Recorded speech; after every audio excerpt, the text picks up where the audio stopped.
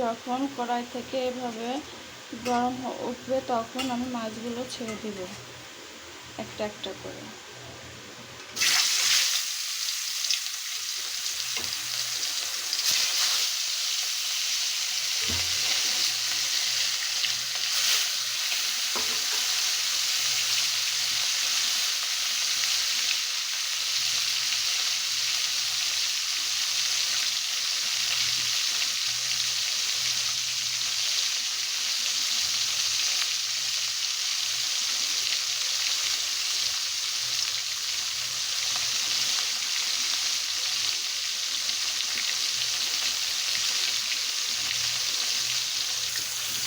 মাছ আমি বেশি ভাজবো না, হালকা ভেজে নেব।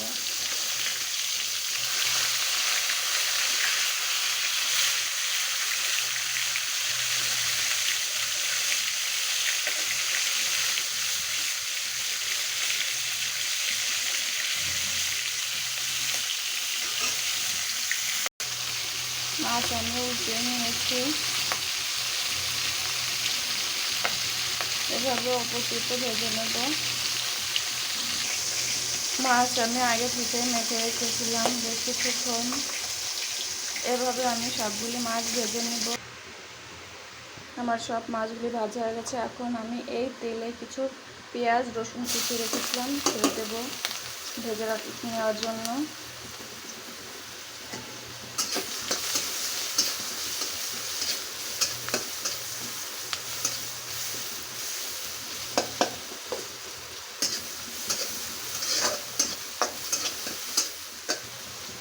এভাবে পেঁয়াজ আর রসুন কুচিগুলো আমি বাদামি করে নেব ভেজে।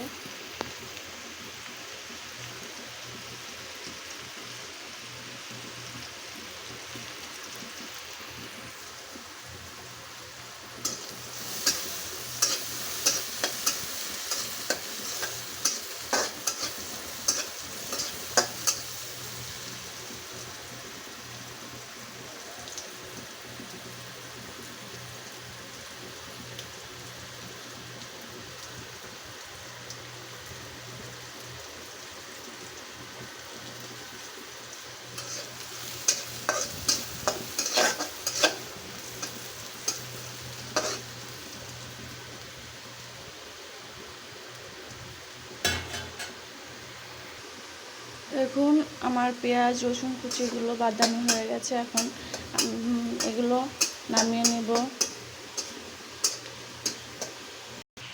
আমি ভেজে রাখা জিরার মতো পেঁয়াজ রসুন কুচি ভেজে নামিয়ে নিয়েছি। এখন আমি কড়াইতে আর কিছু পরিমাণ তেল দিয়ে দিব।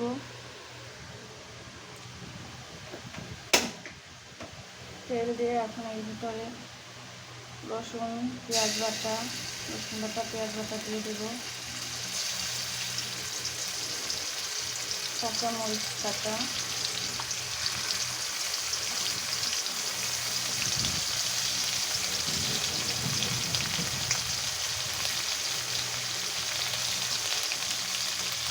দিয়ে ভালো করে ভেজে নেব।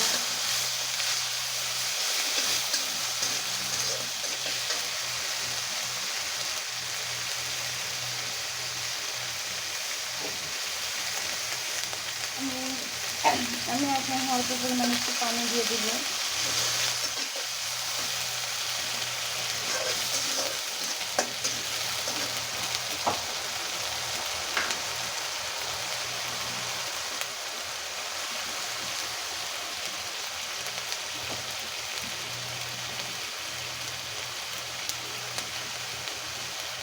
এখন আমি এর মধ্যে গুঁড়ো মশলা যোগ করব।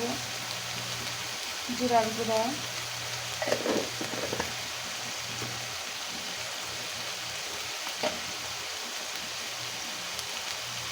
ধনে গুঁড়া,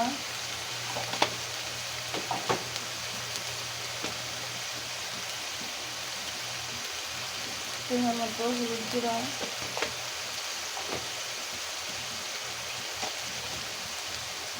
অল্প পরিমাণে শুকনো মরিচের গুঁড়া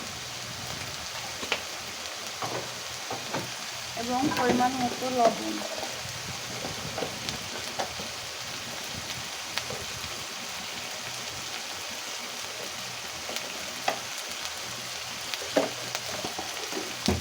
এখন এগুলি দিয়ে মশলাগুলো ভালো করে ভেজে নেব।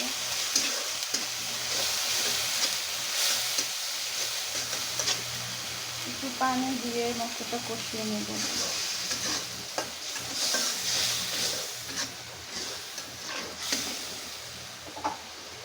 মশলাটা কষানো যখন হয়ে আসবে তখন দিয়ে রাখা শাপলাগুলো ছেড়ে দেব।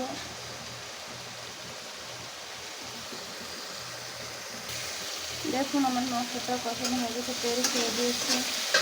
এখন আমি দিয়ে রাখা শাপলাগুলি ছেড়ে দেব।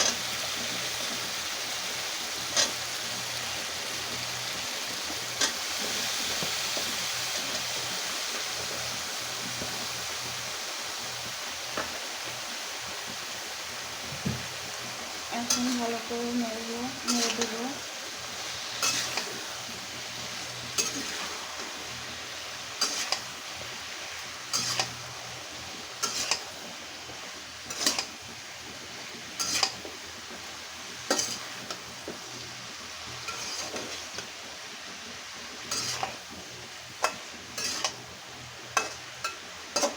আমি এর মধ্যে একটু পানি দিব না, একটা ঢাকনা দিয়ে ঢেকে দিব। আস্তে আস্তে করে শাপলা থেকে পানি ছেড়ে দিবে, সেজন্য আমি পানি দিলাম না। এভাবে কিছুক্ষণ কষিয়ে নেব। এখন আমি ঢাকনাটা সরিয়ে একটু নেড়ে চেড়ে দিব। দেখুন শাপলা থেকে পানি ছেড়ে দিয়েছে।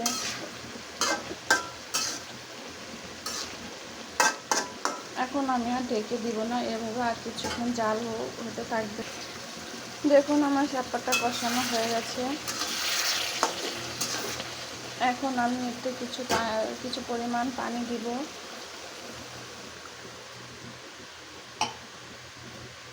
পানি দিয়ে একটু নেড়ে চেড়ে দিব। দেখুন আমি এই পরিমাণ পানি দিয়েছি। পানিটা একটু বলক উঠলে তারপরে মাছ ছেড়ে দেবো। তরকারি একটু বলক উঠে আছে, এই পর্যায়ে আমি একটা একটা করে মাছ ছেড়ে দিব।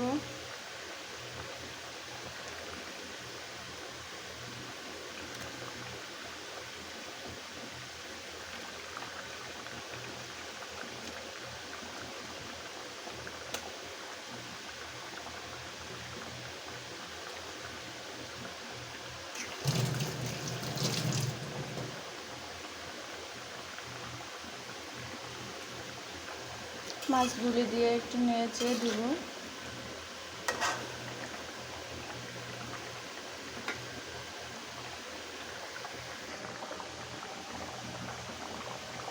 এখন আমি ভেজে রাখা মশলাগুলো বেটে নিয়েছিলাম, সেগুলি এখন দিয়ে দিব।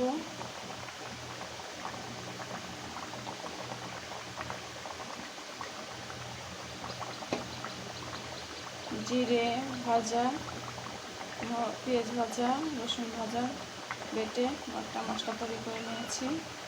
আমি একদমই ঘরোয়া পদ্ধতিতে শাপলা মাছের ঝোলটা করে নিয়েছি।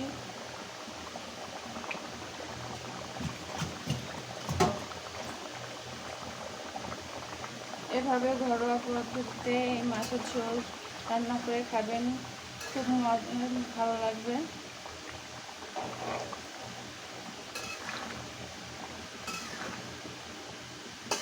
দেখুন এই মশলাটা দেওয়াতে আমার তরকারির রঙটা ভিন্ন হয়ে আসছে।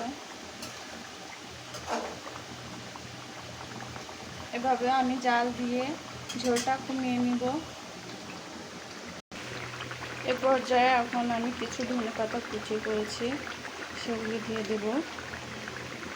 আমি একটু বড় করেই করেছি, মাছের ঝোলে দেব, এই জন্য ছোটো কুচি করিনি।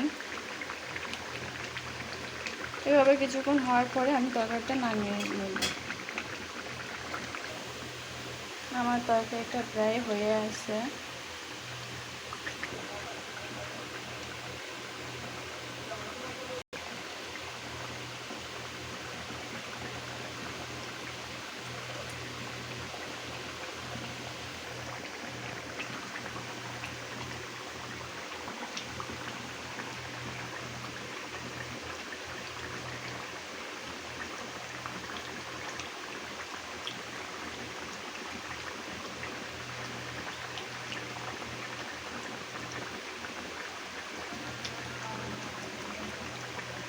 আমার শাপলা দিয়ে পাঙ্গাস মাছের ঝোলের তরকারিটা রান্না করা হয়ে গেছে। এখন আমি এটাকে নামিয়ে নেব, সেজন্য চুলাটা আমি বন্ধ করে দেব।